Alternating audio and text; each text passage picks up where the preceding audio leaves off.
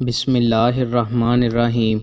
رسول اللہ صلی اللہ علیہ وآلہ وسلم نے ارشاد فرمایا، بے شک جب لوگ کسی ظلم یا برائی یا گناہ کو دیکھیں گے اور اسے روکیں گے نہیں تو پھر قریب ہے کہ اللہ ان سب کو اپنے عذاب کی لپیٹ میں لے لے۔ رسول اللہ صلی اللہ علیہ وآلہ وسلم نے ارشاد فرمایا، قرآن پڑھا کرو کیونکہ وہ قیامت کے دن اصحاب قرآن حفظ و قرأت اور عمل کرنے والوں کا سفارشی بن کر آئے گا۔ رسول اللہ صلی اللہ علیہ وآلہ وسلم نے ارشاد فرمایا، پہلی چیز جو اللہ تعالیٰ نے پیدا کی قلم تھا، اسے ہر وہ کام جو ہونے والا تھا لکھنے کا حکم دیا۔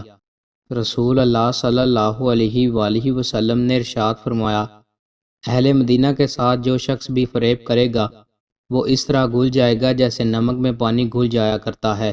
کیا آپ جانتے ہیں کہ سب سے خوفناک منظر کیا ہے؟